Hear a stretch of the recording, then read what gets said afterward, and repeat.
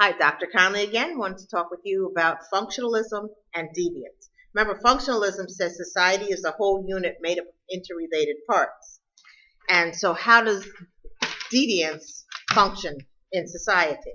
Well, there are three, maybe four explanations that I want to go over briefly.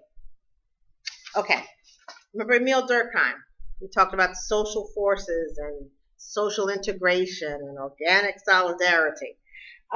He says deviance contributes to the social order through three main functions, that there is a function for deviance. Deviance clarifies moral boundaries and norms, because if somebody is punished for doing a deviant act, it kind of clarifies, okay, I'm doing things the right way. Secondly, deviance promotes social unity. Punishing deviance fosters a sense of togetherness amongst those who are conforming to the norms. Okay. Lastly, third thing, deviance promotes social change. When boundaries violations gain enough support and are kind of pushed, they become new acceptable behaviors. As such, a deviance may force a group to rethink and redefine its moral boundaries. Think about the 60s, the whole sexual revolution. Think about that. That was at a time when people were only to engage in sexual intercourse when they were married. One must be married to do so. The sexual revolution, imagine from society's eyes how people who embraced that particular movement, oh my gosh, look at them. But through pushing the envelope, it's changed how people think about something such as premarital sex. Okay, so that's an example through the third function according to Durkheim. Now, Robert Merton, he talks about the strain theory to analyze what happens when people are socialized into desirable goals, but denied the institutional means with which to achieve them. Some people experience this when they find their paths to a quality education and or good jobs are blocked, which in turn may motivate them to deviant behaviors. You could look at what's going on in the news with this whole Occupy Wall Street. People bought into, okay, I get a good education, but then I can't get a good job. So now it turns into people saying enough already. Okay. People who experience strain theory are likely to feel a sense of normlessness because they don't seem to be getting anywhere following mainstream norms. They find it difficult to identify with those norms. Why bother? It's not going to help. Now, I'm an educator. Y'all better stay in. I want y'all to get your PhDs and MDs and email me 10 years from now and with all the letters behind your name. So definitely.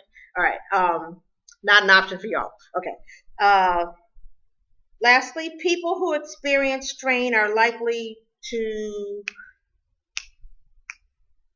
Merton identifies 5 responses people have to society's attempt to motivate them to strive for success.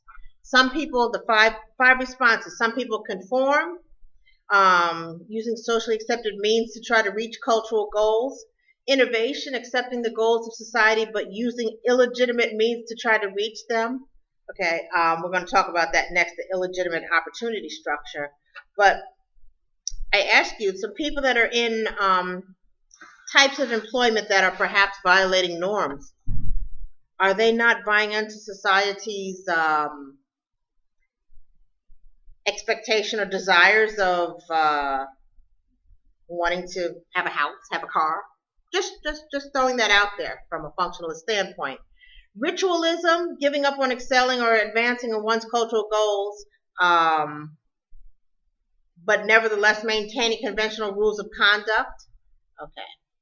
Once again, these are 5 responses that people have to society's attempt to motivate them to strive for success. Conformity, innovation, ritualism, I'm just going to go through the motions and do what I have to do, quote unquote. Retreatism, that's the 4th one, rejecting cultural goals and the institutionalized means of achieving them. Why bother doing it this way? I'm just going to do X, Y, or Z. And actually, retreatism may not, and you have to look at this differently, may not necessarily be a negative thing, but because perhaps I'm so sure there are some entrepreneurs that kind of, leaned in the retreatism mode and actually wound up getting success. And then rebellion, rejecting and seeking to replace cultural goals and institutionalized means of achieving them. So you have conformity, innovation, ritualism, retreatism, and rebellion. Those are the 5 responses people have to try to motivate them to strive for success. Now, illegitimate opportunity structure, social class, and crime. Social classes have distinct crimes associated with the different opportunities. Functionalists point out that industrialized societies socialize the poor into wanting material possessions, while at the same time often not providing them, the school systems fail to give them the skills and training necessary for success. Here, you want it. Look at the advertisements. You look at these MTV Cribs and all these other shows and reality shows. Oh, I want that. Okay, but the school systems are not saying you're going to be on a path to be a entrepreneur with which to be able to buy these things. Okay. Secondly, as education failure closes the door to many legal avenues for financial success, certain sociologists observe that many poor people take advantage of illegitimate opportunity structures. Opportunities for crime that are woven into the texture of life in, let's say, perhaps urban slums. Now, and to achieve cultural goals of success, many people turn to robbery, burglary, drug dealing, prostitution, pimping, gambling, and or hustling with which to be able to obtain material possessions. I always ask this question. Drugs that are concentrated in certain neighborhoods, how do they get there? I'm just kind of throwing this out there. Are the pilots? Are the sailors across the seas? Are those the same ones you see living and operating in those particular, neighborhoods? Or what is the whole system, and how does that opportunity become more prevalent than others? Okay. Thirdly, the more privileged social classes also commit crimes, but take advantage of different illegitimate opportunities, such as income tax evasion, fraud, bribery, embezzlement. These crimes have been termed white-collar crimes, crimes that people of respectable and high social status commit in the course of their occupations. Because, and I actually they say that nonprofits are a big target for embezzlement taking money from the corporation or organizations. And I know of 2 organizations with which that happened. Somebody, I think both of them got away with millions. And but is that not robbery? But is that person looked at in the same light as somebody that goes in the store or takes gum from a counter of a local grocery store? Just wondering. Just think about the difference, because in your mind, I'm sure you even pictured a different class of one who would do one versus the other.